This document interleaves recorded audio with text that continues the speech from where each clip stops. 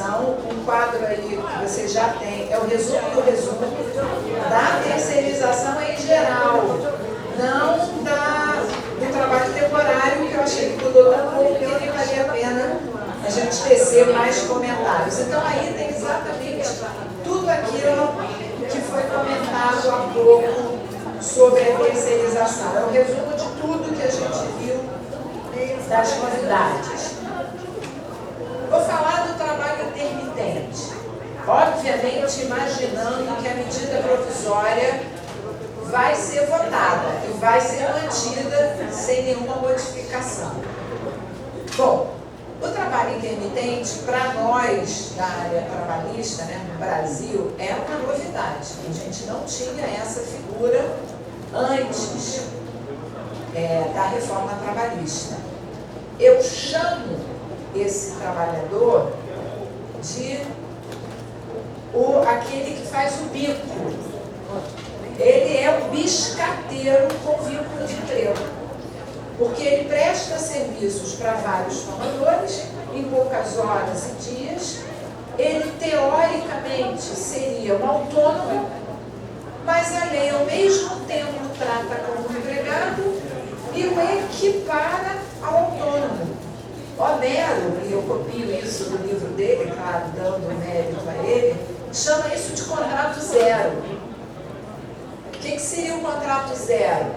É aquele que eu seleciono, admito, assino a carteira, dou o valor do salário mínimo hora, lembrar que se tiverem empregados no mesmo estabelecimento com a mesma função, o valor hora tem que ser equivalente, o que vai ser um nó para a gente, já estou vendo, o que é equivalente, é igual.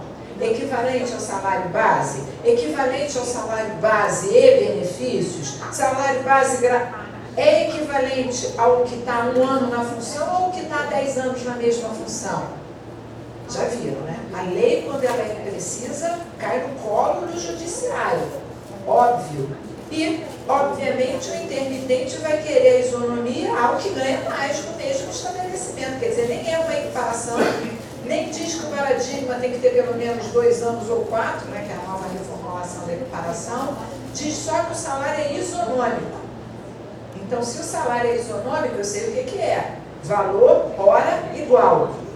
Mas ao que está 1 mês ou ao que está 10 anos, porque eles ganham diferente.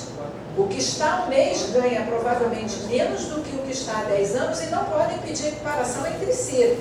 Mas e ele? Bom, aí o Homero chama essa figura de contrato zero ao seguinte argumento. Eu assino sua carteira, ponho o salário isonômico, se existir, se não existir o salário mínimo hora ou valor hora, para zero trabalho. Isso é o contrato zero. Quando você vai trabalhar? Não sei. Quantas horas você vai trabalhar? Não sei. Por quanto tempo você vai trabalhar? Não sei. O dia que eu precisar do seu trabalho, quando eu precisar do seu trabalho, eu ligo para você até 3 dias de antecedência, quer dizer, a forma de convocação vai estar, isso é intermitente, a forma de convocação vai estar prevista no contrato, se é torpedo, se é telefonema, se é telegrama, você tem 24 horas para aceitar ou não, mas a medida provisória acrescentou um parágrafo dizendo assim, se esse prazo não for respeitado, mas houver o trabalho, tudo ok. Está aperfeiçoado. Entenderam ou não? É a uberização do trabalhador. Vocês não querem montar um aplicativo? Eu sou a empresa, está lá a carinha no aplicativo da minha empresa. Eu ponho todos vocês, trabalhadores intermitentes, que eu vou chamar do trabalho do bico, que você é um bico, você só vai fazer algumas horas, vai ganhar talvez menos que R$100 no final do mês. Aí, biscate pega não, né? Aí, o tomador que quiser o serviço, qualquer tomador vai lá no aplicativo, chama o trabalhador, aí fica aquela, já usar Uber? Estou procurando. Aceita o preço?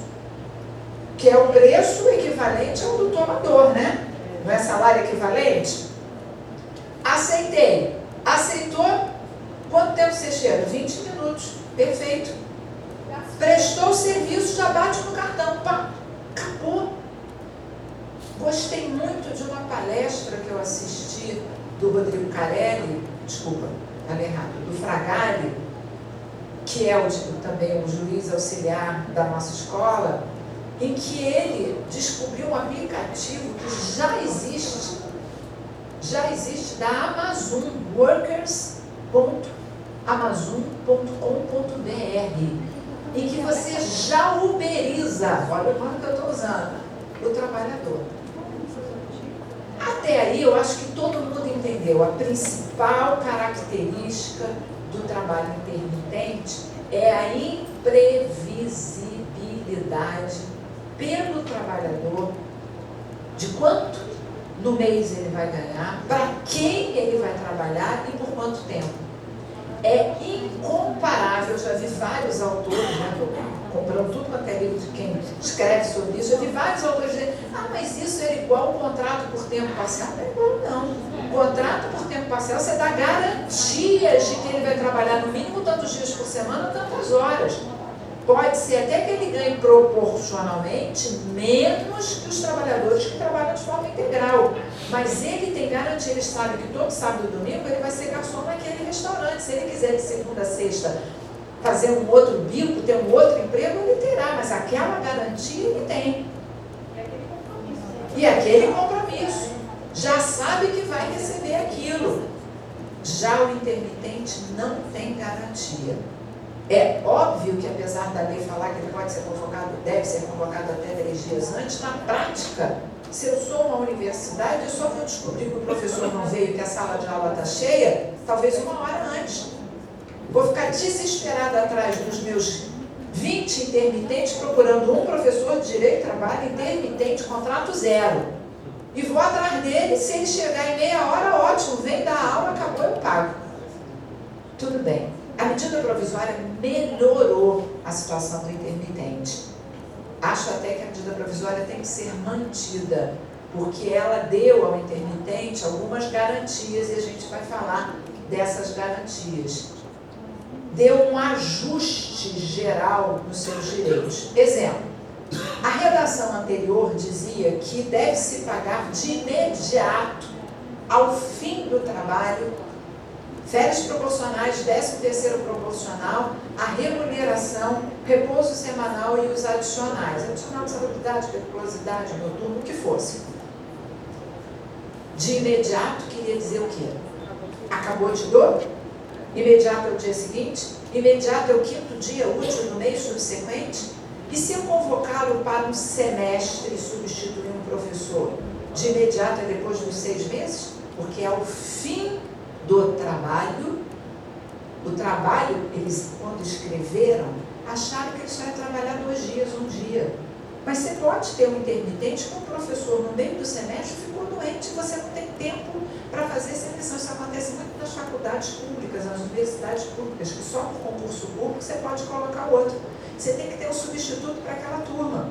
Então você faz uma convocação rápida de alguém que normalmente vem como PJ, ia como autônomo, porque não tinha nem como contratar diretamente, sem concurso público, ou terceirizar, porque tem que licitar a empresa que terceiriza, e não podia parar o serviço público. Então era muito comum algumas universidades públicas ou alguns setores pegarem professores em cima da hora e colocar. Agora será o intermitente. A medida provisória deixou isso bem claro. Se o serviço demorar mais de 1 mês, ele vai receber a cada mês. Perfeito. E aí muda a regra do 5º dia útil. Para nós, se o empregado começa no dia 20, ele vai trabalhar do dia 20 ao dia 30, 31 e vai receber esses dias no 5º dia útil. E aí zera e começa, a cada 30 recebe no 5º dia. A cada 30, não é assim a regra? Agora não é. A lei, medida provisória, deixou claro que é da data do início. Então, se ele começou dia 20, ele tem que receber no dia 20 do mês subsequente. Mais um mês no dia 20 do subsequente. Se trabalhar 3 meses, a cada dia 20 ele recebe. Mas, ao final de cada trabalho, vamos dizer que nesse mês ele trabalhou 3 dias. Passou 2 meses sem trabalhar. No 3º mês, mais 4 dias. Passou 2 meses sem trabalhar. Ao final de cada 3 dias, ele recebe os 3 dias, um percentual de férias, um percentual de 13º deposita o FGTS, paga o repouso. Acabou aquela regra. Mais de 14 dias no mês, 1/12. Se ele trabalhou 3, mas e aí, olha, usa a regra, enquanto não vier regulamentação própria, usa a regra do avulso. Esse é um trabalhador avulso, sem vínculo de emprego. Ele também recebe por dia, também recebe repouso, está lá 8,33 para pagar o 13º, 9, sei lá, não lembro dos números, mas está tudo no meu livro, eu ponho até as referências lá em relação ao avulso. A gente vai usar, porque é um cálculo preciso que calcula o exato valor. Quantos são, como é que se calcula o 13º de quem só trabalha 3 dias? 3.365. É um percentual sobre isso. Férias, a mesma coisa com o terço.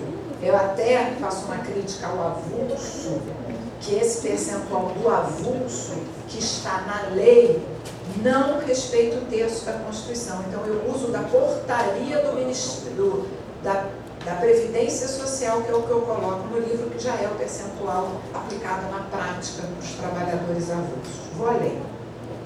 É o único trabalhador que goza férias sem receber e recebe sem gozar. Vou repetir. Se eu estou recebendo 3 dias de férias desse mês, fico 2 meses sem trabalhar. No mês que eu trabalho 5. Já recebi as férias, eu estou recebendo férias proporcionais antes de adquirir o direito. Quando eu vier a usufruir, eu não vou receber nada, porque eu já recebi com 1/3. E se o patrão demite por justa causa? Vai ter que compensar. Olha que situação. Vou além. Essa figura, que é o intermitente, gera agora, com a medida provisória, o que eles chamam de rescisão de pleno direito. Até eu mandei essa proposta. Só que ia passar com 18 meses, porque tudo, não sei se vocês lembram, tudo é reforma, 18 meses. Não sei por quê, 18, tudo é 18. Então, lá, né, o comando lá era, vamos fazer uma rescisão por justa causa do patrão quando não o convoca por 18 meses ou quando convocado ele não aceita por 18 meses. Seria justas causas recíprocas por recusa de trabalho ou recusa de oferta, seria 18 meses. Não sei o que houve lá, porque isso já foi com o ministro, com a Casa Civil, não foi com a Câmara dos Deputados. E aí acabou sendo 1 ano, se ele não for convocado por 1 ano, extingue de pleno direito. Tá bom, gostei, porque não é justa causa. Gostei, até achei menos tempo, achei bacana a mudança. Mas aí vem o parágrafo seguinte, diz assim: salvo 482 e 483, isso é, salvo justa causa do empregado e justa causa do empregador, nas rescisões, isso é, inclusive na de pleno direito, inclusive no pedido de demissão, inclusive na despedida imotivada, inclusive na extinção normal do contrato a termo, é devido pela metade. 1, aviso prévio. Sempre indenizado. Pronto.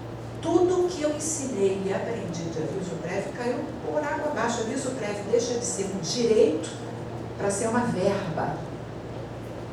Quer dizer que você não pode trabalhar no aviso, eu tenho que indenizar. Quer dizer que se você pede demissão, o patrão tem que te pagar metade do aviso e é indenizado. É o único caso em que ele pede demissão e eu vou dar aviso a ele. Gente, eu sempre aprendi que o aviso prévio é uma comunicação à outra parte para ela não ser surpreendida, poder procurar emprego nesse período. E agora eu dou aviso se ele pede demissão. No contrato a termo, eu dou aviso, aí vou além. Só levanto 80% do fundo. Então, eu o demito sem justa causa e ele só levanta 80% do fundo. Ele preenche os 12 meses do seguro-desemprego e não levanta o seguro-desemprego, mesmo não tendo outra renda, outro emprego, outra carteira assinada. Quer dizer, eles pensaram o seguinte: quando eles fixaram 50% do aviso sempre indenizado, 50% dos 40%, né, 20%, 80% do FGTS não tem acesso ao seguro-desemprego, eles pensaram na extinção de pleno direito. Na extinção de pleno direito, essas são as parcelas devidas, que seria equivalente à do Estado. Aí eu ia até concordar, tá bom. Seria o primeiro caso de extinção de um contrato por inexecução. E eu até usaria isso analogicamente a tantos outros casos que a gente não tem solução, que são aqueles casos de trabalhadores que abandonam o emprego e o patrão gosta e não manda embora, fica calado. Vocês devem ter julgado isso. Já foi até motivo de várias provas de sentença. Então o patrão fica quieto, o empregado não trabalha 2, 3 anos, o mesmo dia tem uma ação trabalhista contra o patrão cobrando 3 anos ou 4 de salário. Vocês já não pegaram isso? Aí o patrão disse, não, ele abandonou o emprego há 3 anos e meio, está ruim na prescrição. Aí ele, mas se ele deu abandono, por que você não puniu? Então tá, eu não puni, então a despedida imotivada que está prescrita. Não, você não comunicou, era uma extinção por inexecução. Só que a gente não tinha solução na lei para esse caso. Quando eu vi esse projeto, né, antes, que eram 18 meses, não sei se vocês lembram, quando eu vi o projeto anterior, que eu até me meti, ajudei, fiz, era lindo por inexecução do contrato.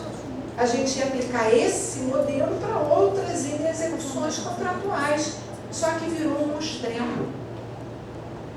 Pessoalmente, eu não vejo como quem pede demissão receber 50% de um aviso prévio, levantar 80% de um fundo e receber 20% sobre o fundo.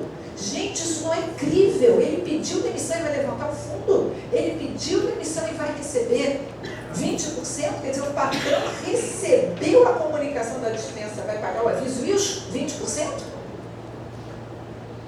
Desaprendi. Acho que a palavra demissão deve ter outro conceito hoje em dia. Bom, se já não bastassem essas incongruências do trabalho intermitente, a imprevisibilidade, a questão dessas extinções estranhas do contrato, eu coloco outras. O legislador, quer dizer, nem é o legislador, a medida provisória muito bem disse, assim como a doméstica, quem paga os 15 primeiros dias da doença é a Previdência. Então, se o intermitente ficar doente 2 dias, não é o patrão, assim como a doméstica. Também disse que a licença maternidade não é adiantada para o patrão. Então, a contribuinte, a mãe adotiva, a doméstica e o intermitente, a intermitente, recebem direto da Previdência. Tá bom, até aí eu achei bacana. Mas ele esqueceu de dizer o seguinte, e se ela engravida? Se ela engravida na inatividade, ela é estável na inatividade? Quer dizer, eu não posso chamar? Ou ela é estável na atividade?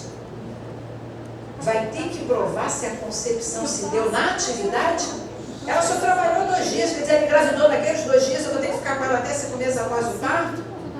E se ele registra a sua candidatura a dirigente sindical, a gente vai aplicar aquela regra que no aviso prévio, se ele registrar, ele não tem estabilidade, porque ele já sabia da precariedade da extinção do contrato, então quando eu te convoquei para 2 dias, você correu no sindicato dirigir, então você não é estável? Vou além. Eles entram nas cotas, cota de aprendiz, cota de deficiente. Acha que o Ministério Público vai deixar barato? O Ministério Público está muito mais revoltado que a magistratura com a reforma. Quem contratar intermitente, o Ministério Público vai pegar no pé.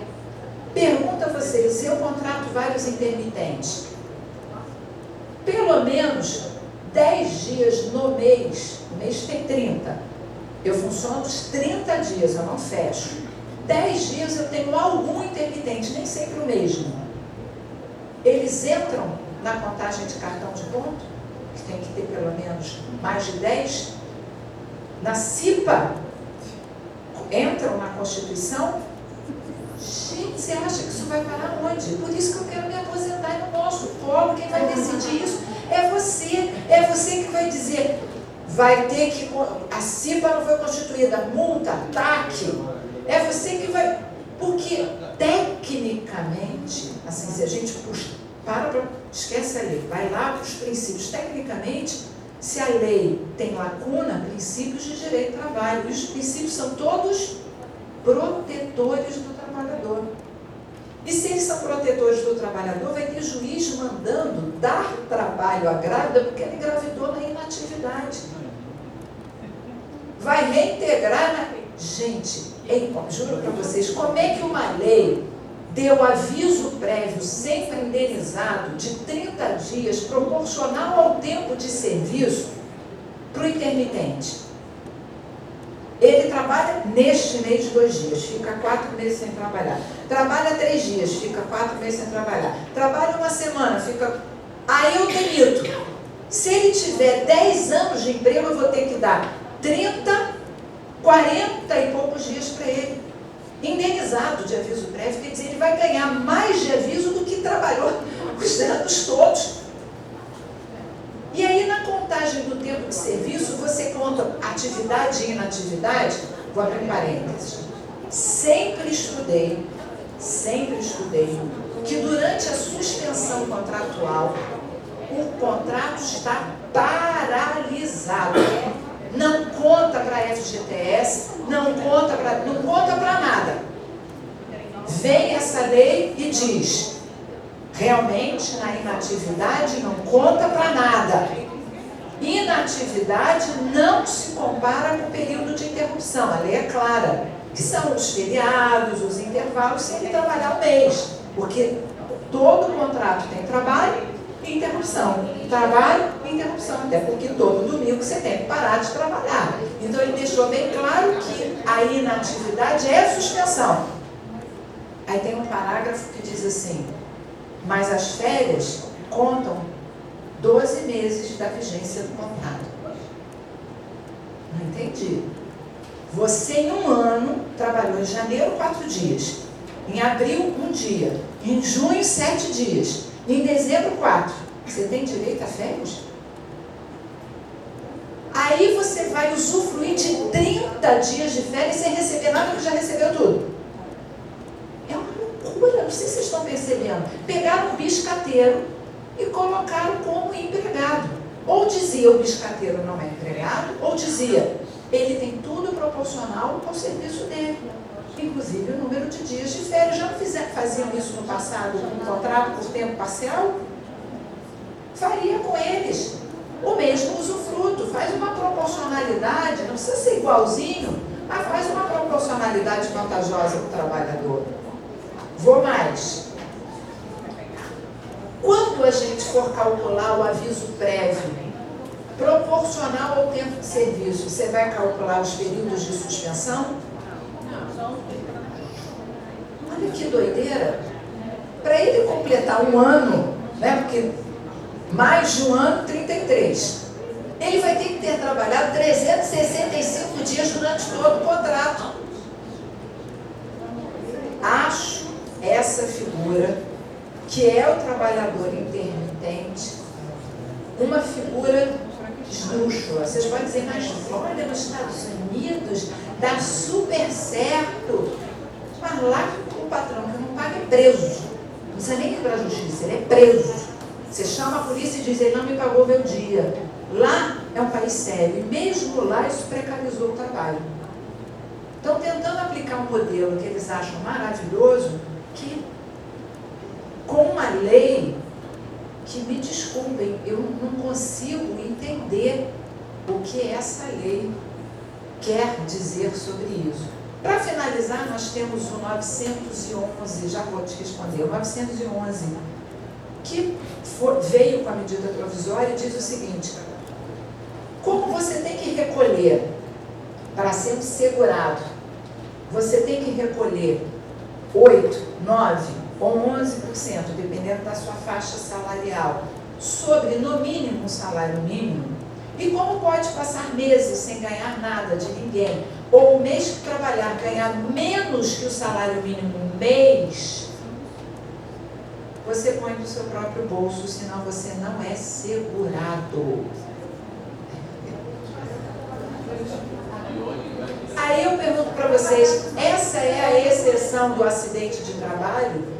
Porque, gente, azar não tem data para acontecer.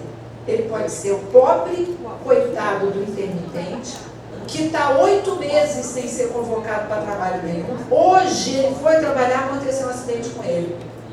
E não há carência em relação ao acidente de trabalho, mas ele não é segurado. Eu juro para vocês que eu não quero julgar esses casos.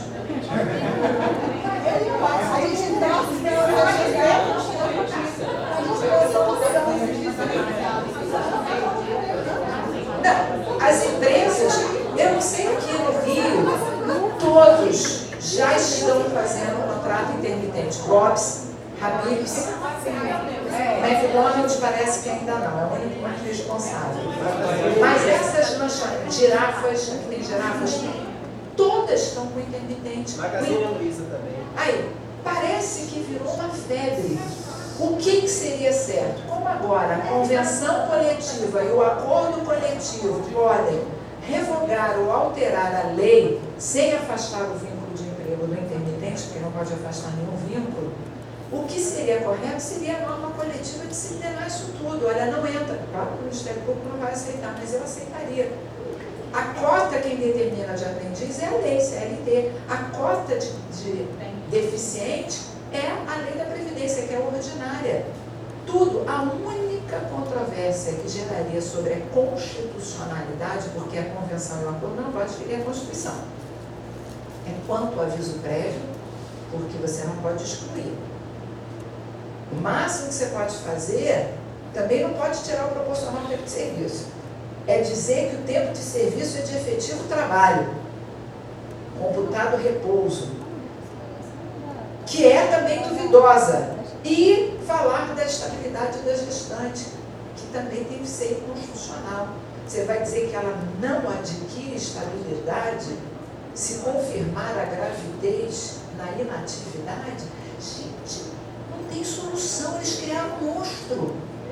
Não tem solução. Eles podem até falar das outras estabilidades, porque já há súmula dizendo que se é aquela altruísta que você registra a sua candidatura, claro que se você registrou no contrato precário, não há. A gente pode aplicar analogicamente o caso do dirigente sindical, que já se aplica ao CIPER, os outros. Mas a gestante ou acidentado, isso vai ser muito difícil da gente julgar um caso desse. Eu tenho inúmeras dúvidas. Primeiro, deixa eu ver a dúvida dela. No caso, então, já isso aí é uma coisa louca, né? É. Seria melhor, se uma pessoa contrata, por exemplo, todo fim de semana um garçom, seria melhor ir para fazer a tempo parcial? Seria, mas o empregador não quer o tempo parcial, porque no fim de semana que não tenha movimento, ele não quer contratar e pagar o camarada. Então, Então ele não... é óbvio que para nós, julgadores, e para os trabalhadores, o tempo parcial é infinitamente mais protetivo. Inclusive agora com a revogação do 130, que não tem mais as férias em números reduzidos, né? Até permitir hora extra, que é meio esdrúxulo também, mas já tinha na doméstica, então assim, menos mal. Agora, eu não sei como a gente vai julgar isso. Diga você. Eu tenho uma dúvida justamente por isso. Intermitente, em tese, se ele não contribuir, ele não é segurado. Não. Mas nós temos aqueles casos de acidente de trabalho em que o empregador não faz a contribuição. Aí a gente condena o patrão. E a gente condena o patrão porque está naquele limbo jurídico. E se for esse intermitente? Não dá para fazer o limpo porque o patrão, por aqueles 4 dias, ele recolheu a parte dele e repassou a parte que ele descontou do empregado. O problema é que o empregado tinha que complementar esse valor no mês que trabalhou, se não chegou ao mínimo, e nos meses de se equipar ao autônomo. Por isso que eu falei, o biscateiro.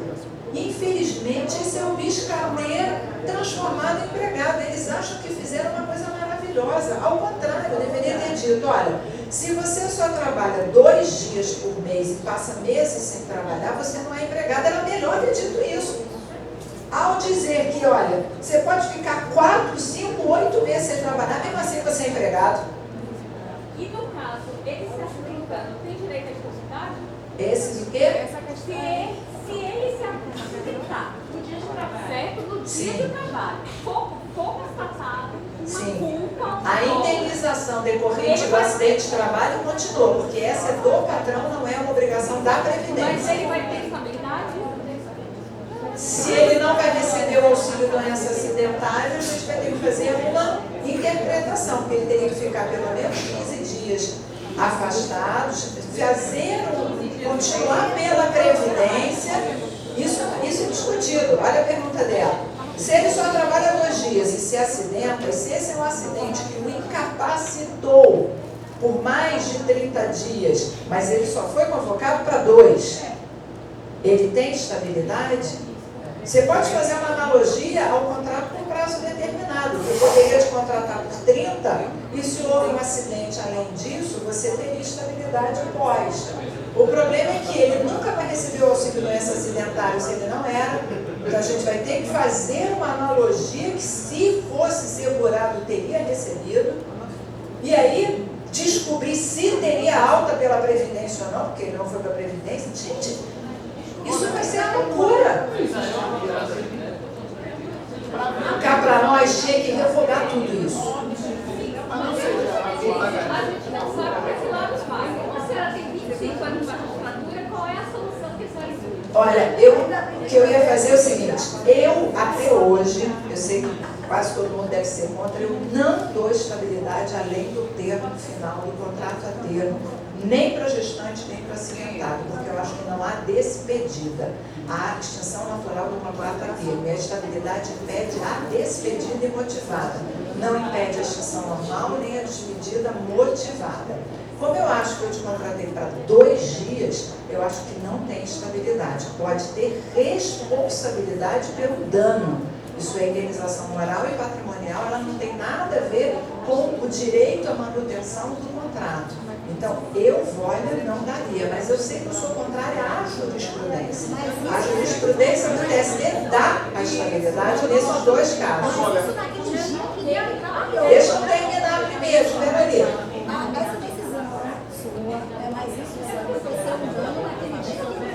Isso.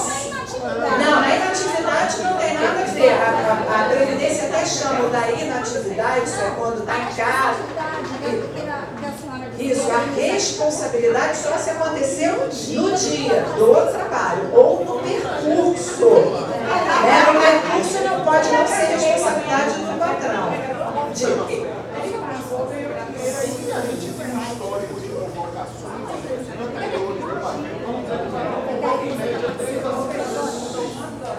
Não seria razoável dizer que já que o contrato não é por prazo determinado, não é um contrato sem prazo determinado, dizer que durante aquele período de estabilidade ele não teria direito, pelo menos, àquele número Pode de fazer uma média. Pode fazer uma média. Isso é, você vê, eu não daria nada, outro daria tudo e ele daria uma média. É isso. A gente vai viver isso, essa insegurança. Ele daria a média da convocação para aquele mesmo patrão naquele período, nos últimos anos ou nos últimos 2. Eu não daria nada porque eu acho que é precário, é sazonal. É um contrato escrito, é um contrato especial, é um contrato fora. E eu acho que a inatividade é suspensão do contrato. Tudo que aconteceu na inatividade não tem projeção. E aí eu vou numa outra discussão. Vamos lá. Diz a medida provisória que o período de inatividade o patrão não pode pagar nenhuma remuneração. Só não me lembro se é remuneração ou salário, a expressão, porque remuneração teria um cunho maior. Nenhuma remuneração, sob pena de pagando, não ser intermitente, sim tempo à disposição. Tá, entendi. O patrão adorou, não vai pagar nada. Minha pergunta é, há inúmeras normas coletivas, inúmeras, vigentes e feitas antes da reforma e que continuam vigentes hoje. E os ingênuos do patrão, que isso é ingenuidade, vendo na reforma uma forma de economizar com o intermitente, estão contratando, pelo menos no Rio, a rodo, né? O Rio acho que é o estado mais falido que tem no país. Né? Estão contratando a rodo o intermitente. Final das contas, quase todas as normas garantem plano de saúde.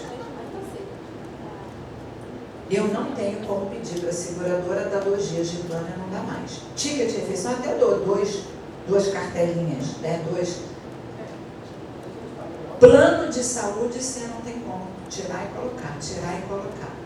E aí, gente? A norma coletiva vai prever que não tem mais não previa, são anteriores, ainda não tem as novas. Eles foram ingênuos, isso é, tem antes, eles não esperaram amadurecer, ir para a norma, regular isso, para daqui a um ano começar a contratar. Eles já estão contratando e as normas têm previsão que todos os empregados da categoria têm plano de saúde. E aí? Aí nós temos a súmula que a suspensão contratual por auxílio, doença acidentário e aposentadoria, e alguns aplicam para as outras suspensões por doença, mantém o plano. Ele mantém o plano nessa suspensão, que não é uma suspensão por doença, é uma suspensão por inatividade. Mas o plano seria um pagamento ou uma vantagem do contrato? Essa é a pergunta. Gente, a gente tem juiz para todos os lados, né? Óbvio. Aqui entra a interpretação de todos os lados. E a gente ainda tem aquele princípio in dubio pro misero. Se a norma comporta mais de uma interpretação, deve-se apoiar a mais favorável ao trabalhador. Será que o patrão que não paga nada, mas continua dando o plano, vai gerar isso? E se ele não deu o plano exatamente porque só trabalhava 2 dias no mês, 3 sem trabalhar, 4... pode ser condenado a dar o plano só nesses dias, que é impossível de executar? É impossível, é uma condenação belíssima, perfeita, mas impossível. Não há plano de saúde que te credencia, descredencia. Passa um mês, credencia em 3 dias, não tem. Você entra na carência e fica na carência o resto da vida. Mas as normas coletivas não estão prevendo isso. E isso vai cair para a gente. Eu estou só mostrando para vocês as inúmeras complicações que nós vamos vivenciar daqui para frente. Não vai ter, né? Bom, acho que vimos tudo. Vamos falar no teletrabalho. Teletrabalho é outra relativa novidade, não o nome em si, mas a sua exclusão do capítulo. Até 10/11 de 2017, isso é até a véspera da reforma, acho que eu e vocês todos considerávamos o teletrabalhador como um trabalhador externo, que utilizava as modernas tecnologias da informática ou da telemática. E como todo externo, se controlado, tinha direito ao capítulo da duração. Se não controlado, não tinha direito. Ou ele era o 62.1, ou ele era a regra geral de inclusão de todos os direitos. Bom, veio a reforma e disse o inacreditável. Gente, é cara de pau. O teletrabalhador trabalha preponderantemente fora do estabelecimento com as modernas tecnologias da informática e telemática, mas não é o externo. É como dizer que esse quadro aqui atrás é branco, mas não é branco. O que é trabalhar fora? É ser externo. O que ele quis dizer? Que mesmo controlado, ele não tem direito ao capítulo da duração do trabalho. Tá bom. Uns argumentam a inconstitucionalidade. Quem argumentar isso vai ter que dizer que o inciso 1 e o 2 também são, que também excluem os empregados de confiança e também excluem os externos. Então é tudo inconstitucional. Aliás, era até um enunciado da Jornada Jurídica de Direito do Trabalho, dizendo Constitucional 62. É isso? Não é o TST o que ele entende. A jurisprudência não tem entendido pela inconstitucionalidade. Então é constitucional? Bom, eu entendo que é constitucional. É absurdo, é injusto, mas é constitucional. Não viola a Constituição. Aí vamos além. Tá bom, nessa premissa que mesmo externo, mesmo trabalhando com as modernas tecnologias, não tão modernas, mas modernas tecnologias, ele não tem direito ao capítulo, eu chego ao 72. O artigo 72 é um artigo do capítulo. Porque quando a gente fala em excluído, a gente pensa hora extra, mas é hora extra, hora noturna, intervalo entre a jornada, intervalo entre jornada, adicional noturna, adicional de hora extra e o 72. Que a gente nunca deu bola, porque tem a NR. 17, anexo 1, que é aquela que diz que, na época, datilógrafo, mecanografia, datilografia, na digitação, só consigo falar isso, na datilografia tem 10 a cada 90. Quer dizer que nem isso ele tem direito? Nem no intervalo para a saúde dele? Porque se ele é um teletrabalhador, a maior parte do trabalho vai ser o call center, né, que é telefonia, ou digitação. Tudo bem, pode não ser a digitação repetitiva, que é a transcrição de texto, pode ser digitação de teleatendimento, mas se for repetitivo, ele tem que ter descanso. Então a gente entende que ele não tem essa e aplica a NR, que dá 10 a cada 50 para o digitador, anexo 1 da NR17, essa é a minha primeira pergunta. Segunda pergunta, o 72, não, o 60, deixa eu lembrar desse artigo, não está aqui o número, o artigo do teletrabalho, que agora eu não me lembro agora, 75A, B e C, um deles diz assim, o patrão deverá treinar, informar ostensivamente as regras de saúde e medicina de trabalho. Tá bom. Deve, então, dar uma palestra, mostrar os movimentos, para não ter adenosinovite, para não perder a audição. O empregado tomará ciência disso. Tá. E aí? E aí que excluiu a responsabilidade subjetiva por acidente de trabalho ou doença profissional. Então, gente, não sei se vocês estão captando. Se ele não tem que ter um intervalo, porque não se aplica o 72.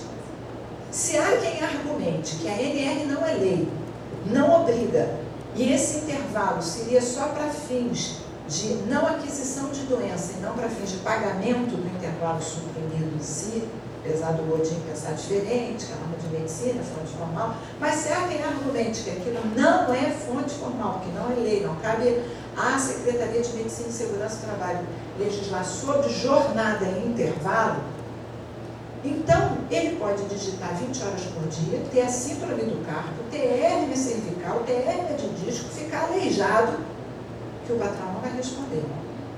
Porque ele não tem responsabilidade subjetiva. Aí você vai dizer, mas olha, e a objetiva? Deu o intervalo, deu tudo certo. A objetiva já foi excluída do dano moral. Não há mais reparação de dano moral por responsabilidade objetiva, de acordo com o caput do 223A da CLT, com a nova reforma. Então o camarada não vai ter nada. Diz lá também o 75A, B ou C, que o contrato entre empregado e empregador vai prever quem vai pagar o maquinário, a estrutura e as despesas. Então, eu não tenho dúvida que o patrão vai dizer, olha, a mesa tem que ter tantos centímetros por tanto de altura, a cadeira tanto não sei o quê, você tem que sentar assim, o bracinho assim, não sei o quê, tem que fazer a cada 10 minutos um exercício e tal, tem que virar a cabeça, tem que levantar, não pode ficar sentado, tudo você que compra. Então, ele vai pagar o toner, a energia, a internet, a impressora, o papel da impressora, tudo. Ele vai comprar a mesa. E aí, quando você não pode entrar na casa dele, você não pode obrigar o fiscal a entrar, tem que ser visita pré-agendada como é feita com o doméstico, porque ele trabalha na sua própria casa. Se um dia houver uma visita pré-agendada ou uma fotografia, que ele mesmo vai fotografar, a mesa é baixinha, ele põe no colo o computador, trabalha. Mas aí vai ser um mau termo, o problema é dele. Se ele esbarrar na cadeira, na mesa, cair, escorregar, o problema é dele. Não há responsabilidade subjetiva pelo acidente de trabalho, seja moral, isso é extrapatrimonial, seja patrimonial. E a objetiva já não há. Aí você diz, olha, está péssimo, pois a norma coletiva poderá piorar tudo do intermitente, dando menos do que a lei deu, e ainda piorar a do teletrabalhador, porque o 611A não veio para melhorar, veio para revogar. para flexibilizar, para reduzir direitos. Então, é uma realidade que a gente ainda não vivenciou. Eu tenho pena de vocês que vão ficar aqui no judiciário recebendo essas pequenas demandas. Gente, você quer perguntar? Para esse contrato prevê o instrumental do trabalho será objeto de acordo com o patrão e empregado. Isso. Mas se o empregador fornecer uma cadeira que não seja compatível com as regras ergonômicas, a mesa e tudo mais, aí acho que entra a responsabilidade. Aí eu acho que não é tecnicamente essa que eu te treinei. Se ele fornece fora, eu daria sim a responsabilidade. Agora, cá para nós vai ser um ingênuo, o patrão não faz isso, porque a lei deu de bandeja para ele. Gente, numa época, se eu estivesse dando essa aula em 1985, eu diria realmente, como é que você vai controlar a pessoa que trabalha na própria casa dele? Lembra dos empregados em domicílio, que eram as costureiras? Que a CLT fala até que a pequena ajuda da família, porque você não tinha como saber quem está trabalhando no lugar dele. Hoje você pega a imagem do trabalhador e coloca no ambiente de trabalho de forma holográfica. Você consegue controlar o login e logout, você consegue controlar o número de toques, você fica com a webcâmera nele. Ele é mais controlado do que qualquer outro trabalhador, inclusive um motorista, caminhoneiro, que pode parar várias vezes e você não sabe se a parada é para pesagem, se é para fiscalização, se é na casa da namorada. Esse você controla na câmera. E ele tem a cara de pau de dizer que ele não é um externo e que não tem direito à hora extra, noturna, intervalo entre jornada, intervalo de digitação, isso que é a norma de medicina e segurança do trabalho que visa evitar a doença profissional e não vai ter nada. É isso. O Ministério Público tem defendido e alguns juízes que se for controlado, recebe. Se não for, mas não é o que a lei diz. Você pode até tentar fazer uma interpretação conforme, você pode até tentar chegar, mas o que eu vou dizer é, se você tentar dizer que ele tem direito à hora extra, porque viola a Constituição, lembrem de fazer a mesma interpretação do inciso 1 e 2. Porque como a gente já passou no concurso existindo 1 e 2, a gente está se conformado, está conformado com 1 e 2. Aí quando vem o 3, a gente está inconformado, porque é novo, porque a gente não está acostumado a fazer isso. Eu acho absurdo? Acho. Injusto? Acho. Mas infelizmente eu vou cumprir.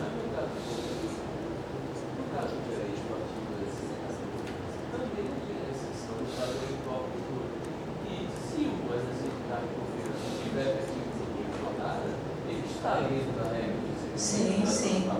Por mais que Sim. esteja ali previsto no Sim. artigo e a comissão, porque aí talvez seja pela hipótese, ó, essas 3 hipóteses agora são as únicas 3 hipóteses nas quais o empregador pode não controlar a jornada. Mas uma vez controlando, volta-se para a regra geral. Mas você está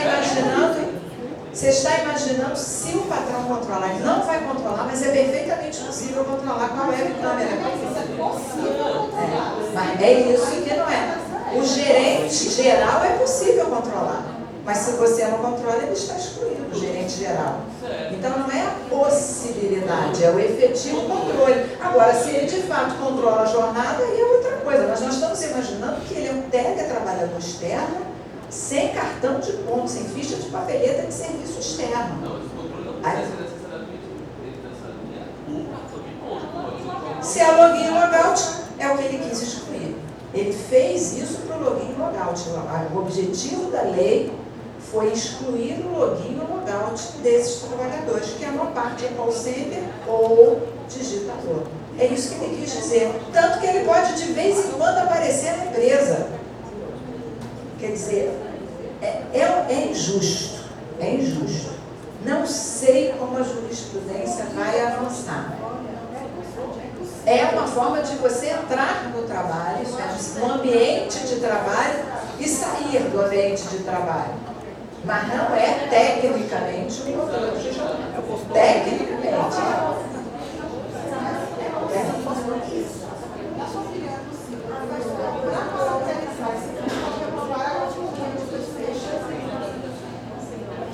fala que o teletrabalhador não deixa de ser subordinado por causa disso, que isso não evita o vínculo. Sim, mas não acho que ele muda em nada.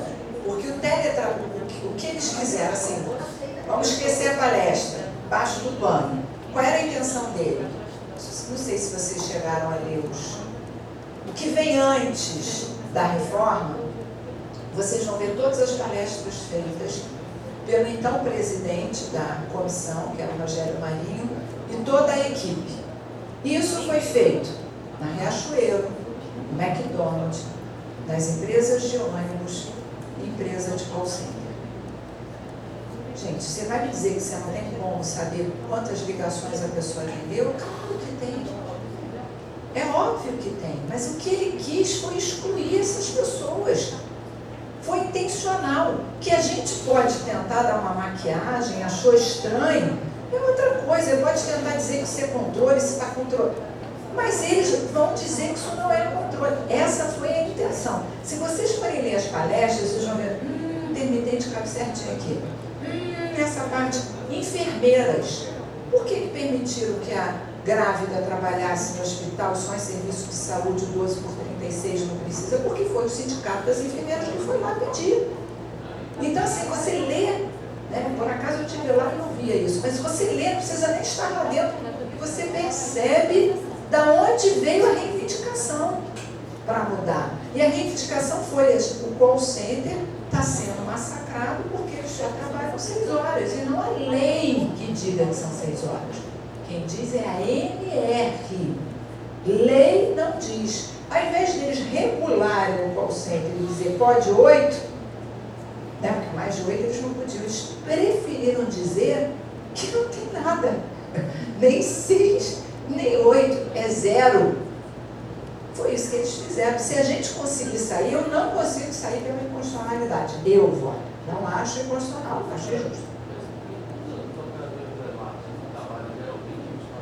Agora, daqui a pouco não mais.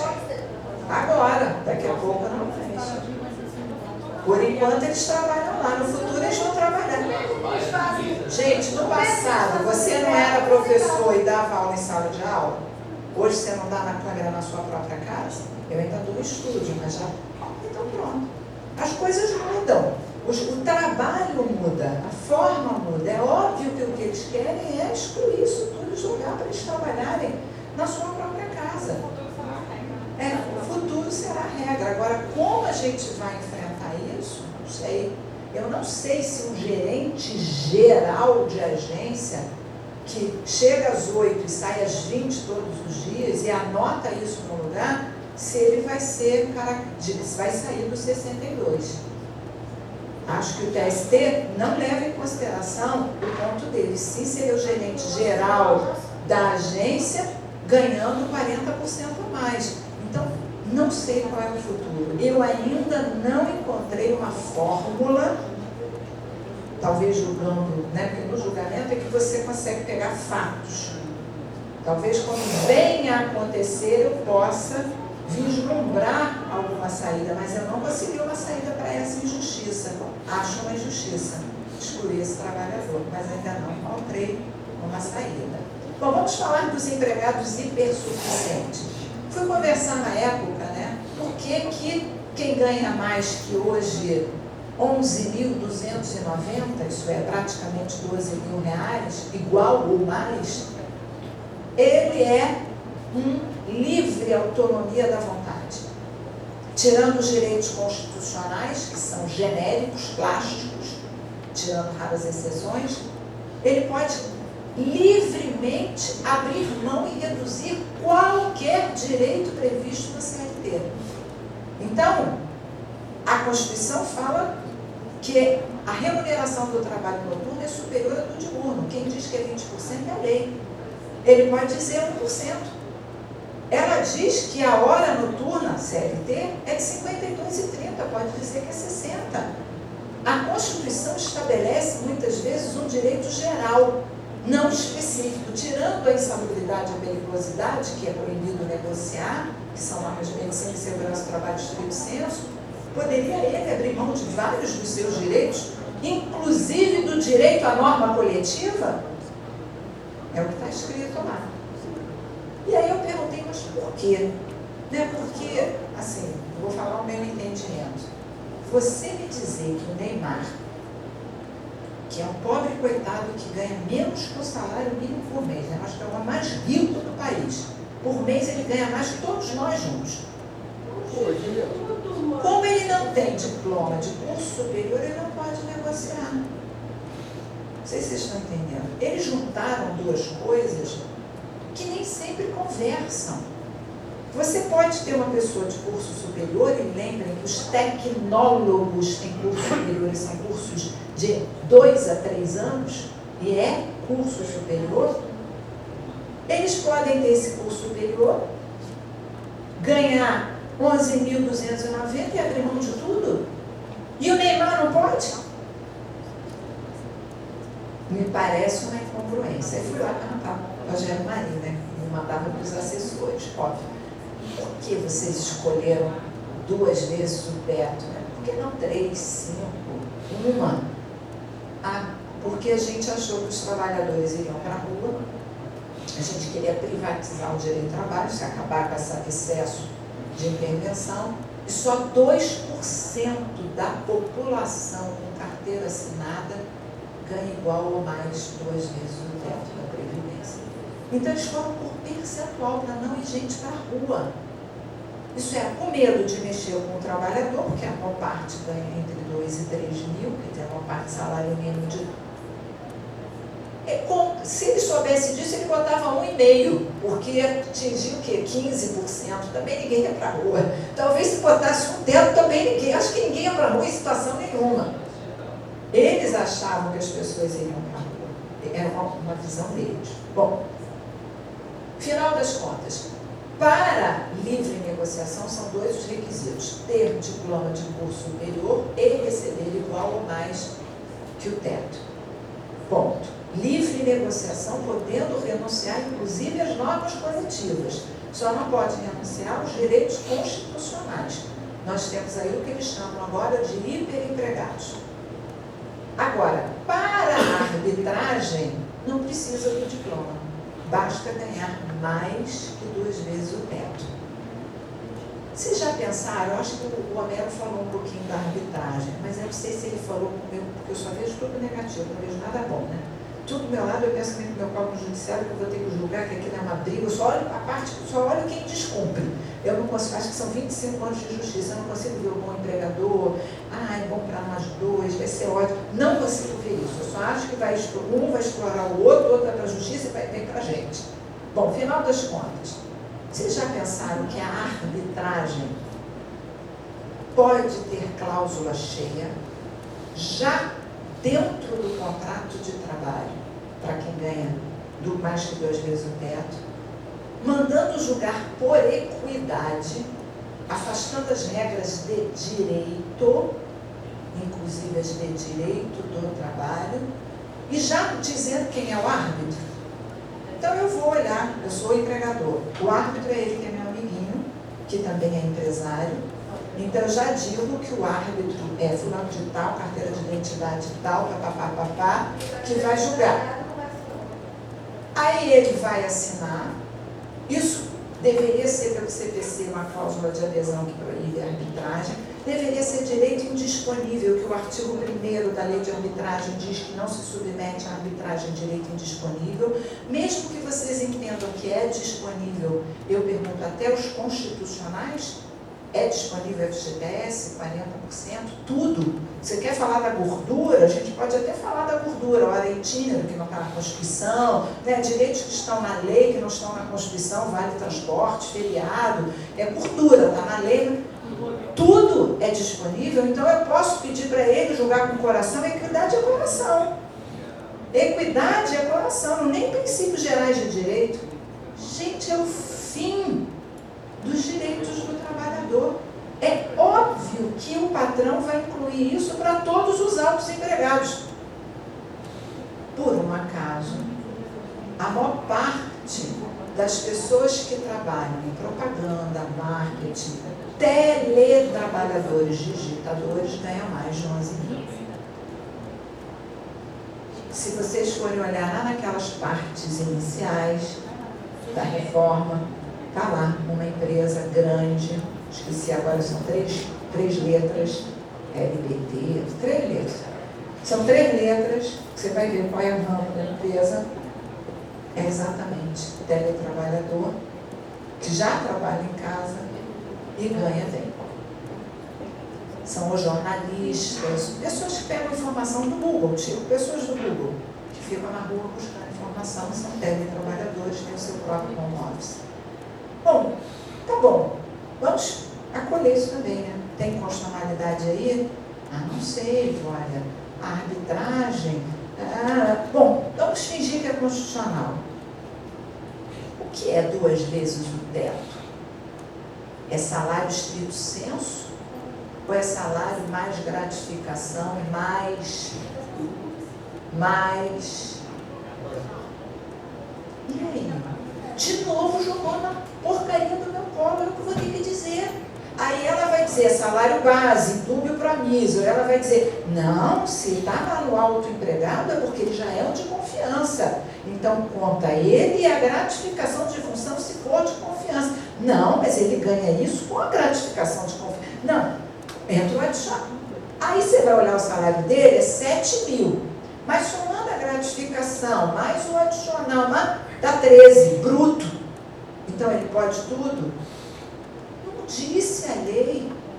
A lei não disse, e novamente somos nós que vamos apreciar isso. Gente, eu fico muito triste com isso. Aí você vai dizer, olha, esse dia eu ia ficar feliz. Não, porque é uma insegurança para quem está fora muito grande, porque eles acabam falando mal da gente. A gente serve trabalhista. Mas ele que escreveu errado, não fui eu. Você quer ser injusto, você quer tirar direitos do trabalhador, você quer reduzir, faça direito. Agora você tira e deixa uma lacuna desse tamanho, eu vou atuar. E na atuação eu tenho princípios que me regem. Pode até ter um menos trabalhador e um mais trabalhador, mas existem princípios protetivos do trabalhador que acaba que a maioria vai adotar. Menos que muitos de nós não adotemos.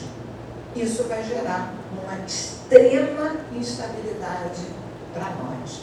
Diga.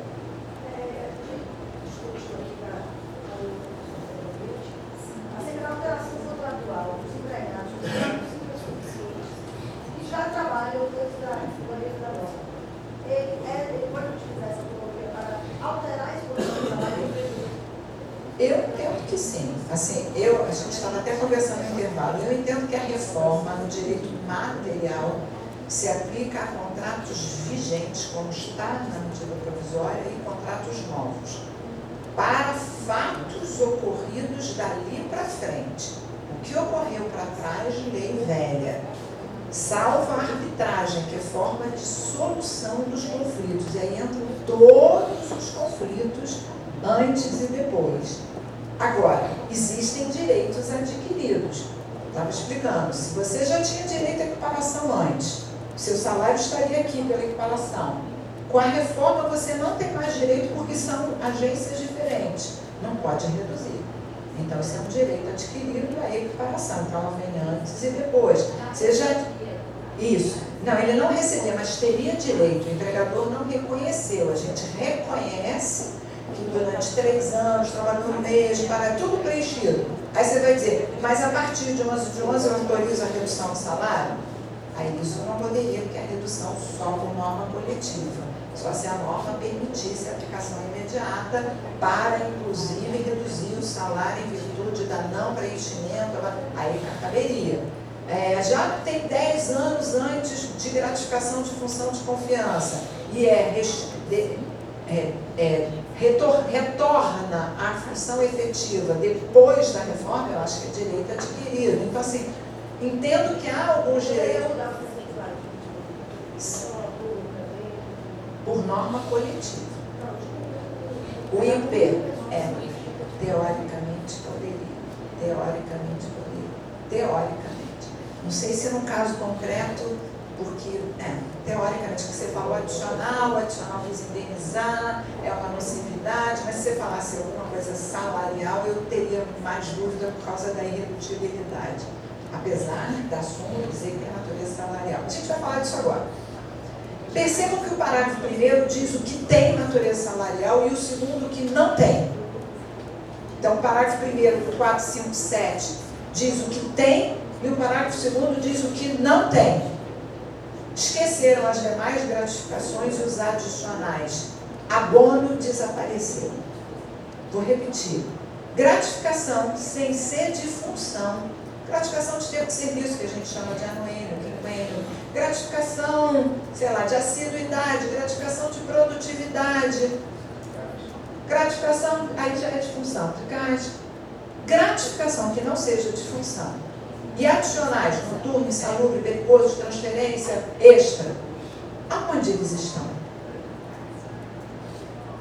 Me desculpe, é uma lei porca. Aí ele vem e me diz que eu digo que tem natureza salarial. Você que tem que dizer que não tem. É o legislador que tem que me dizer que eu, como aplicador da lei, se não for uma lei ineficaz, isso é inconstitucional, eu sou obrigado a aplicar. Aí ele me diz, isso tem, isso não tem, e deixa de fora um monte de coisa. Aí eu vou repetir o que as súmulas vêm falando. Continuo dando a natureza salarial do adicional de insalubridade, periculosidade, qualquer adicional, e das demais gratificações, desde que habituais ou periódicas. Ele que deveria ter tirado. É claro que a norma coletiva poderá tirar, porque agora a norma coletiva pode revogar a lei, inclusive a nova redação do 457, parágrafo 1º. Ele vai se dar conta e vai chamar tudo de prêmio. Aí só pode 2 vezes ao ano, porque o parágrafo, esqueci, 22, disse que se pagar mais de 2 vezes ao ano tem natureza salarial. Mas houve a contradição. Gente, eu vou falar outro trabalho pouco. Né? A gente acabou de apresentar o AB do Rio e eu ajudei. 8 projetos para alterar essas incongruências, porque o Congresso só aceita provando aquilo que eu falei, o artigo 5º da lei da terceirização está contrário ao par. Se eu provar, olha, porcaria, se eu disser é bom para o trabalhador, é ruim, não passa. Porque só se eu falar é bom para o empresário, aí passa.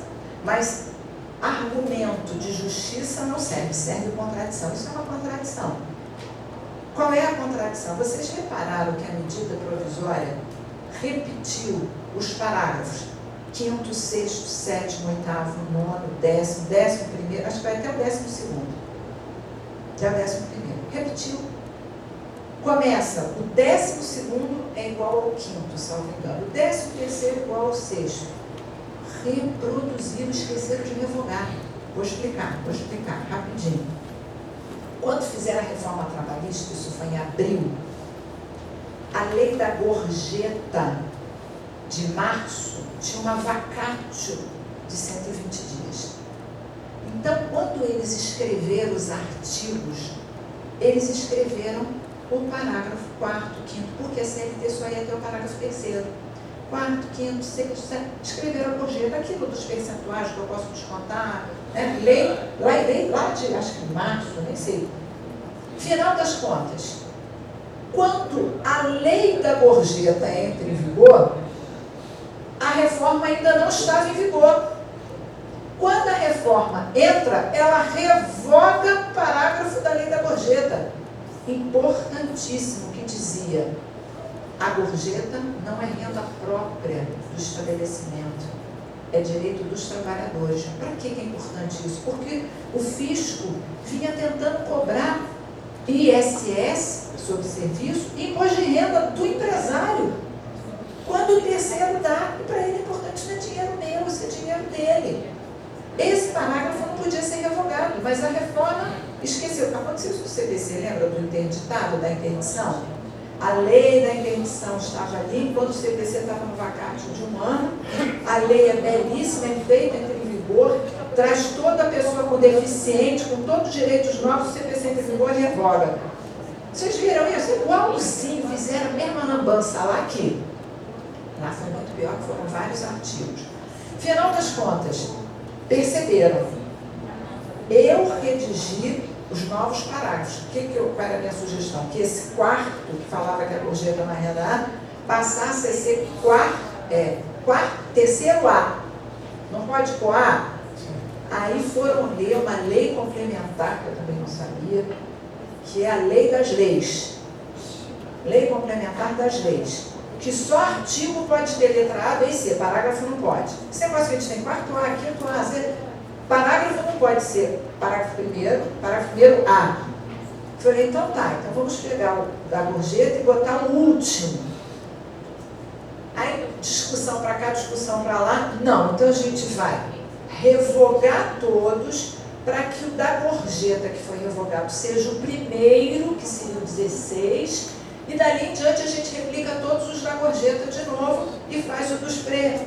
Afinal das contas, fizeram tudo e não revogaram os anteriores. É claro que se você entrar no Congresso, vão estar com a linhazinha em cima, os idênticos, mas não houve revogação. Então, nós temos 2 artigos da retenção da gorjeta, tudo igual. Olha a porcaria que foi feita. Isso. É horrível. Isso, é. Bom, final das contas. Perceberam que agora o empregador, quando conceder alimentação in natura, vale refeição, ou ticket de refeição, ou alimentação, desde que não seja em dinheiro, já não precisa mais ser do PAT? Não tem natureza salarial. Mais que isso, o patrão que paga prêmio até 2 vezes ao ano, e aí diz mesmo que é habitual, esqueçam, o patrão que dá auxílio alimentação, refeição, ticket, só não pode pagar em dinheiro, o patrão que ainda paga ajuda de custo, independente da natureza salarial ou não, ou diária de viagem, isso não se incorpora ao contrato. Eu não falei não integra o salário. Eu falei não se incorpora ao contrato. Perceberam o que quer dizer isso? É isso. Aí você vai dizer, olha, Duralex é de Lex. Para com essa cabeça de antigamente, que você há 20 anos acha que esse princípio da inalterabilidade, se sempre deu, não pode tirar, porque é a lei que diz que não pode tirar, então a própria lei pode criar exceção. Tá bom, eu me convenço. Que é a lei dizer que o patrão deu, pode tirar quando quiser.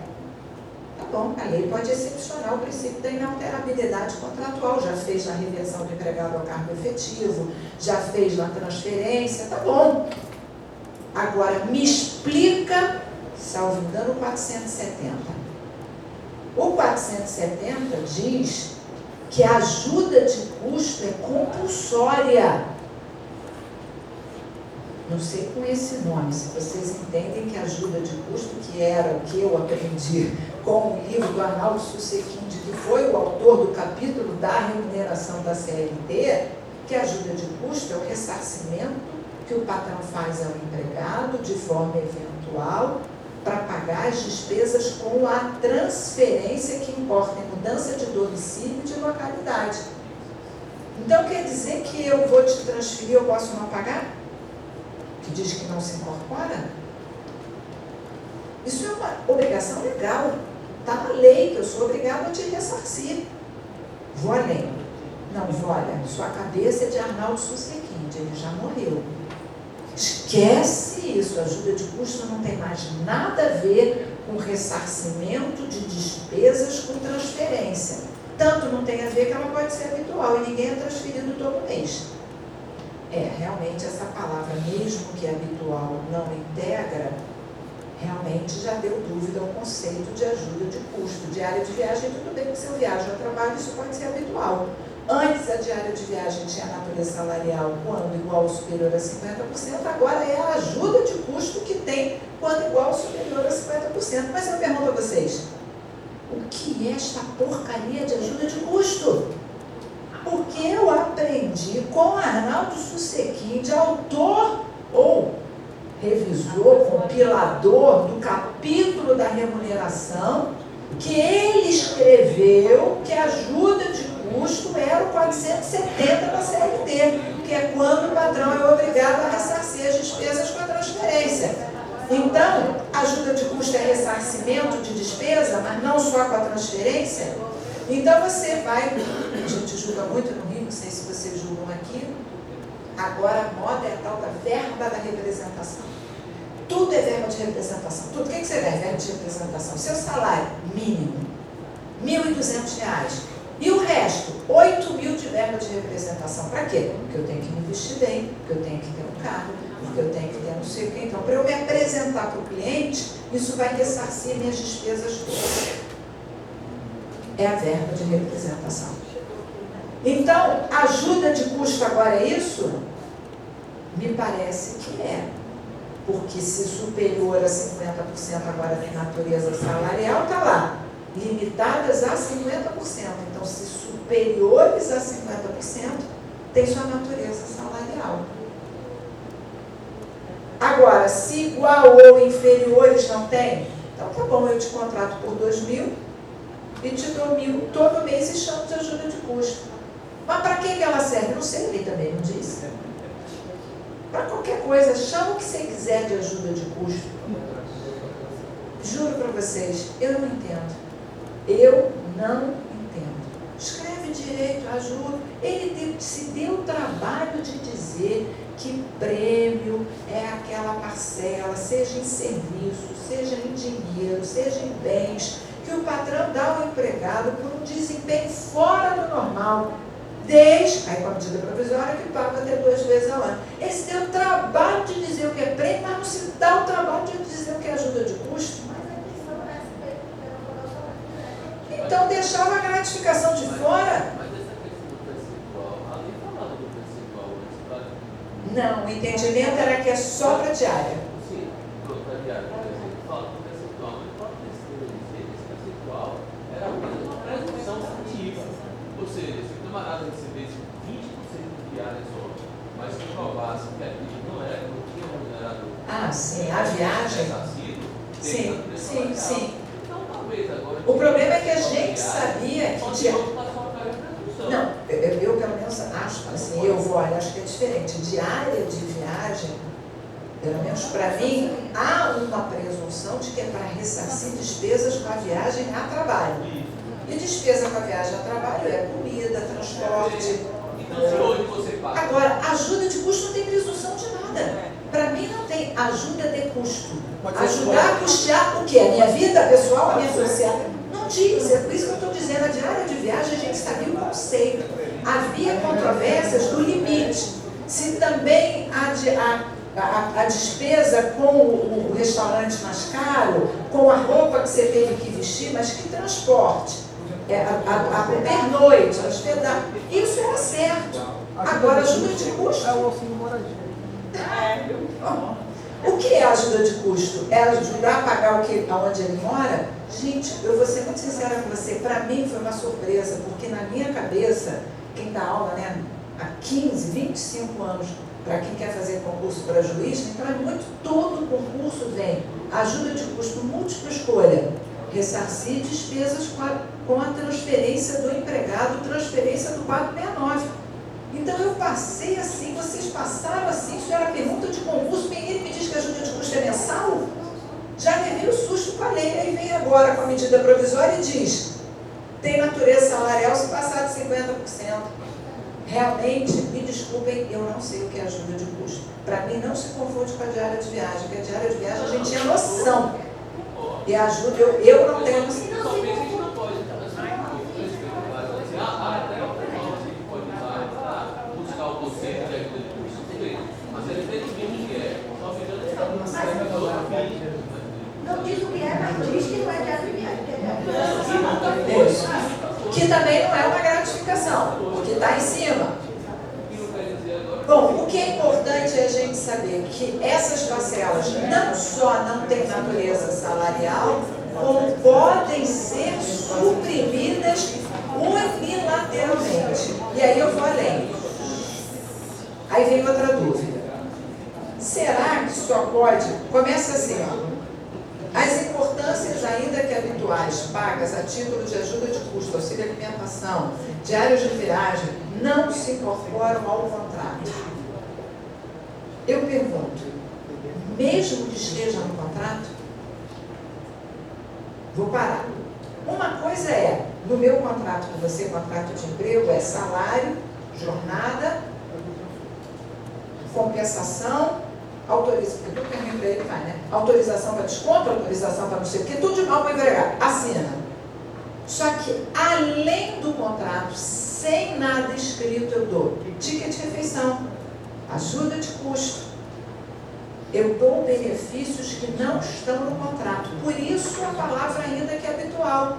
Porque a gente só mandava incorporar ou integrar parcelas habituais. Porque se fosse uma coisa dada uma vez e nunca mais, a gente dizia, olha, foi esporádico.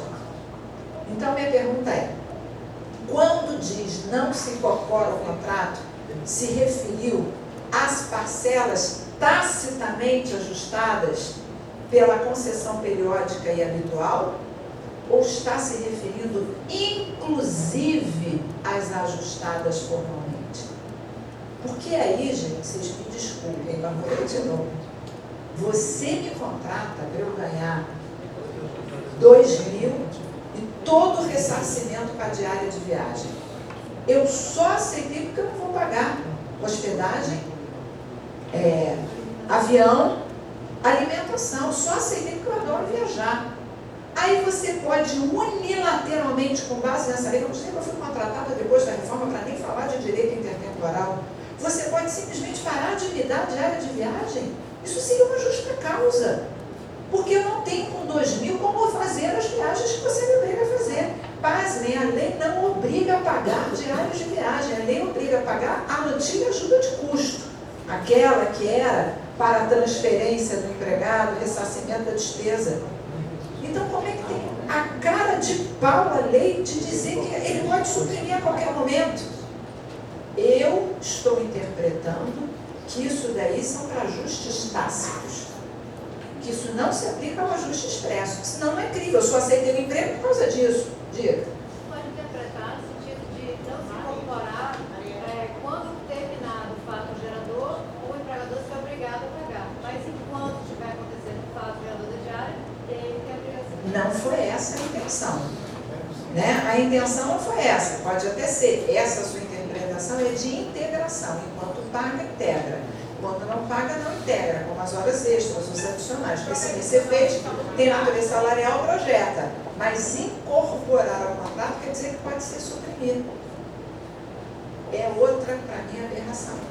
Você dizer que prêmios não ajustados, e por isso vem se falando de prêmios espontâneos, para mim espontâneo é aquilo que não foi ajustado, que eles podem ser suprimidos, eu até fico assim, porque 2 vezes ao ano, você estava muito bem das pernas no passado, é o caso da Petrobras, hoje a Petrobras está no buraco, não tem como cumprir os contratos de trabalho que ela fez prometendo mundos e fundos. Eu tenho julgado diuturnamente várias questões da Petrobras, porque, óbvio, acho que não tem dúvida, o Brasil inteiro da crise econômica que ela está passando, ela não tem condições de manter, ela dá mais de 8 gratificações, gratificação de contingente. Alguém já ouviu falar disso? Contingente é o nome que eles dão para não estender para os inativos. É que nem o nosso auxílio moradia. É igualzinho. Gratificação de contingente, gratificação de representação. Para quem? Para todo mundo que está nativa, só não dá o inativo. Então ela dá trilhões, só que ela não pode dar mais. Se dissesse isso, para comprovar a dificuldade, poderá. Eu ainda dizer, olha, não é isso que vocês queriam, que flexibilizasse, que está difícil, isso é um sobressalário, não é o próprio salário. Mas como está realmente, a situação não está boa. E aí veio os prêmios, e aí eu coloquei essa palavra aí, gente. Eu queria, isso veio com a medida provisória, tá? Não existia essa palavra terceiros. Que é isso? Eu já interpretei de um jeito, dei até a aula desse jeito que eu interpretei, até que um aluno me fez uma pergunta do jeito que ele leu. E, gente, tudo na vida é o jeito que você leu. Quando ele me fez a pergunta pelo jeito que ele leu, eu vi o jeito que ele leu. E aí fiquei na dúvida se o meu jeito de ler, estão entendendo, né? Se as interpretações são ou não. Olha como eu interpretei. Prêmio é liberalidade. Então, para mim, se tiver no contrato, não pode suprimir. Pode não ter natureza salarial, mas não é liberalidade. Liberalidade é algo tácito. Está mal das pernas, eu tiro, estou bem, eu dou. Consideram-se prêmios as liberalidades concedidas pelo empregador até 2 vezes ao ano. Se é para não ter natureza salarial, até 2 vezes. Mais de 2 tem natureza. Em forma de bens, te dou um carro. Em forma de serviço, te dou um curso. Em forma de dinheiro, que é o que nos interessa, que normalmente é o que tem natureza salarial. Há empregado ou grupo de empregados ou terceiros vinculados à atividade econômica. Eu, olha, li isso como as gueltas. Ah, vocês também? Sim. Mas o aluno me perguntou se isso não podia ser dado aos terceirizados. É isso também. Gente, isso é uma doideira, ali é uma coisa que você não consegue ver. Porque eu li assim, eu entendi a guelta, isso é porque o artigo 457, aqueles 1000 parágrafos repetidos, fala gorjeta, gorjeta, gorjeta, e já falava que gorjeta ou qualquer taxa de serviço é equiparado, qualquer que seja o nome. Então entravam as gueltas, eu já colocava taxa de serviço, colocava tudo. Incidente sobre a conta para os trabalhadores. Agora ali é até mais clara que entra a taxa de serviço e gorjeta. Mas havia jurisprudência sobre a guelta, que é aquele incentivo dado pelo cartão de crédito quando o banco empurra o Visa para o correntista. Então, quem empurrou o Visa ao invés do American Express, a Visa, que não é do grupo do banco, dá um dinheiro, ou quando o laboratório farmacêutico dá um dinheiro para o vendedor da farmácia empurrar o Cebion e não o Redoxon. Eram dinheiros de terceiros pago pelo desempenho do trabalhador. Na produção, a gente equiparava a gorjeta. Havia uma corrente forte, inclusive com jurisprudência TST, no sentido de que integra como se fosse gorjeta. Será que é isso que ele quis chamar? A guelta ele chamou de prêmio, alguma coisa paga até 2 vezes ao ano, que não integra quando paga por terceiro relacionado àquela atividade, realmente sempre tem a ver com a atividade. Eu te dou o cartão, ele é a bandeira. Eu te vendo o remédio, ele é o fabricante. Né? A Mitsubishi, eu julguei muito, a Mitsubishi Internacional dá para concessionária nacional, uma lojinha que vende o carro. Se você empurrar o carro do ano que saiu de linha, ela te dá uma moto. Então você vai lá e ele nem te mostra o carro novo. Julguei vários sobre isso. Então, isso é o tal pagamento de terceiros que parece com a gorjeta, mas havia controvérsia se equiparava ou não naquela integração. E aí eu, quando li, né, pela primeira vez, eu li: considera-se prêmios, liberalidades concedidas pelo empregador ou terceiros vinculados à sua atividade econômica. Porque a atividade dele é vender remédio, obviamente tem um fabricante do remédio. A minha atividade é vender o Mitsubishi e tem o fabricante do Mitsubishi. A minha finalidade é te dar empréstimo, te dar crédito, e entre os cartões de crédito eu peguei uma bandeira. Então eu vi assim, mas o aluno falou: não, professora, empregado, grupo de empregados ou terceiros. Ele olhou para o trabalhador e não para o patrão. Ele pensou no terceirizado. Por isso que eu botei, porque assim, eu já interpretei no livro, inclusive todos eles, né, de um jeito. E por isso que é muito bom dar aula presencial, né? Há muitos anos eu só dou aula tele ou à distância. Então você não tem mais o retorno da visão do outro. Você fica bitolado, né? Você só lê aquilo e não consegue ouvir a interpretação. Aí eu vou aprender agora na justiça, ouvindo as argumentações. E essa troca foi importante. Quando ele me perguntou, eu falei: esse cara está maluco. Está escrito terceirizado vinculado à atividade econômica. Aí ele disse: mas e o resto? Em razão do desempenho superior. Isso não é a empresa que tem desempenho superior, é o empregado. Gente, eu não sei mais quem é. Mas quer dizer que isso também é para dizer que o terceirizado não é? Sei que agora o tomador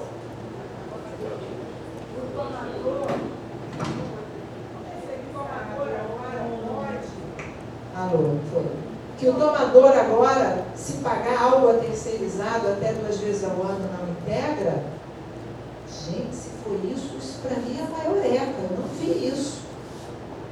Aí, coloquei para vocês, né? Vivendo e aprendendo com a pergunta de quem está aprendendo. Isso é muito bacana. E por fim, eu não sei qual é a nossa hora, acho que já acabou o nosso tempo, né? Essa era a principal, mas fica para o outro. Pode? Por mim eu posso ficar até às 6, se fosse para você estiver bom, porque depois eu vou só às 8. Então, daqui para lá, daqui A paralela fica. Quanto tempo daqui para lá? Esse horário é baixo. 1 hora. Então eu só vou falar do caput. Vou falar do caput e sai, tá? O caput, ele muda a hierarquia das normas. Eu não coloquei aqui em desenho. Hoje a gente tem aquela pirâmide de Kelsen da seguinte forma: Constituição, lei complementar. Por isso, como tem aluno me pergunta, professora, as férias e 3 períodos se aplicam no doméstico? Não pode revogar a lei complementar. A lei complementar do doméstico diz que as férias até do patrão e não de comum acordo até 2 períodos. Então, quem está abaixo não muda quem está acima. Abaixo da lei complementar, acordo coletivo. Abaixo do acordo, convenção coletiva. E abaixo, CLT, Lei 605 de 49, Lei do FGTS, Lei da Previdência, Código Civil. Não mentindo não, Lei do 13º, todas as leizinhas ordinárias.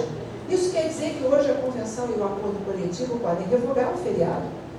Dizer que ninguém tem direito.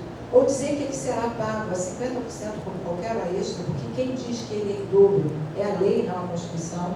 A Constituição garante recurso semanal remunerado, mas não diz quanto vale se trabalhar no dia, então pode a norma coletiva reduzida a 50%, fracionar, permitir acúmulo. Aliás, a lei do motorista já permite o fracionamento e o acúmulo do repouso, motorista carreteiro, motorista de transporte de cargas. Pode alterar o adicional noturno, o horário noturno, pode mexer em uma série de direitos, revogar o vale transporte, não está na Constituição o direito ao vale transporte, ou dizer que ele vai ser pago de forma totalmente diferente.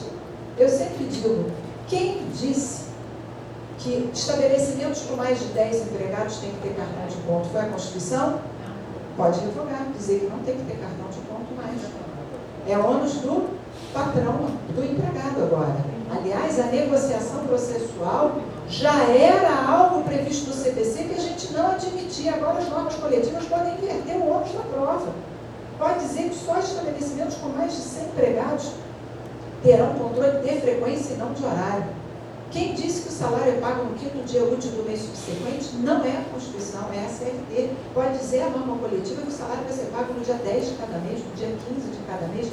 Entendo que só não pode gerar periodicidade mensal por conta do salário mínimo por analogia. A questão dos limites de jornada dos locais também? 6 horas, 8 horas? Perfeito, nem tinha pensado. Também pode, se você disser isso para o banco, ele te contrata hoje. Hoje você vai ganhar muito mais do que como juíza. Salário vai ser advogada.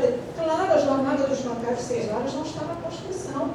A solidariedade que a gente acabou de ver, a cota de aprendiz não está na Constituição.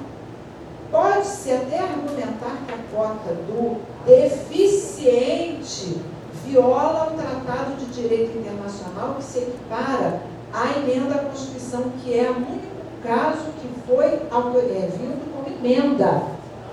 O único tratado de direito internacional pós-emenda constitucional que foi aprovado como direitos humanos como emenda não foi nenhum da OIT, foi da pessoa com deficiência. Então, esse talvez cota de deficiente seja o único, apesar do tratado não especificar quantos por cento, aquela tabelinha até 100, apesar de não especificar, é um pouco mais perigoso mexer nisso. Mas há vários dispositivos que ficam no pé. Exemplo, eu se fosse o patrão ia colocar cartão britânico, vale. Marcação, claro, eles querem acabar com o que a gente fez. A gente declarou tudo nulo. A gente super protegeu. Me põe nessa posição. Ele vai colocar tudo. Cartão com rasura, vale o horário ordinário. Cartão, às vezes, só a saída fica em branco, 2 dias no mês, 3. A gente não quer saber o horário da inicial. Vale a média do horário. Pode estabelecer tudo. É quase inimaginável inquestionável poder que eles têm. Pode, o CPC permite. O CPC, eu me lembro, gente, eu e Fred Didier, faltava, o código tinha sido publicado, não, publicou 3 dias depois, o CPC. Ainda tinha um ano para entrar em vigor. Eu e ele fazendo uma palestra ao vivo sobre o novo CPC. Eu olhando o CPC no processo de trabalho, ele no CPC. Ele lá, Didier, a gente lá em São Paulo, ele lá. Não, porque agora as convenções dos acordos coletivos podem mudar o ônus da prova, podem fixar, podem estabelecer negociação processual. As duas partes estão representadas. Eu dizia, não, porque ele não pode mudar a lei. Gente, Fred Didier, o visionário, ele já via que a convenção e o acordo podem revogar a lei. É claro que ele olhou sobre o enfoque processual, que não foi a visão que eu fiz. A visão que eu fiz é a convenção e o acordo não podem mudar a CLT. E a CLT tinha uma regra aprobatória. Agora, o CPC permite mudar a regra aprobatória e a regra da CLT não vale mais para nós, porque a convenção e o acordo pode revogar. Isso é assustador. É assustador. Assim, a gente não tem tempo, mas se vocês forem ler o que não pode, 611B, não pode mexer nisso. Aí vocês vão olhar assim, não pode mexer no valor do 13º. Quer dizer que posso pagar 12 avos por mês agora. Ou 13º, porque agora eu te contrato assim, seu salário é 5.000, sendo 3.500 o seu salário fixo e 12 avos por mês já vai ser 1.500. Finge que a conta deu certo. Tá bom. É o compressivo. Virou isso. Final das contas, gente, infelizmente eu não tenho uma boa visão, vocês já viram, não vi quase nada positivo, só são 7 pontos que eu vislumbrei como positivos, eu não acho que suprimir intervalo é positivo, então não incluir, não acho que fracionar férias é positivo, então não incluir, por isso eu só vi 7 pontos positivos do direito material e de resto eu vi muito trabalho para nós. Por isso eu vou correr desse trabalho, vou me aposentar e vou dar trabalho para vocês. E vejo também muita insegurança jurídica. Eu quero advogar fora do Estado do Rio. Continuar na panela de pressão de prazos. Quero. Mas não advogar nesse sentido, né? De corpo a corpo no balcão, como já fiz no passado. Mas advogar em consultorias, pareceres, participar das grandes teses jurídicas de uma forma diferente. Acho que não sofrer com os advogados, porque eu acho que os advogados sofrem muito, principalmente com os juízes. Sou juíza há muito tempo, sei que a gente pega pesado algumas vezes. Bom, gente, muito obrigada. Tem que ir, está na hora.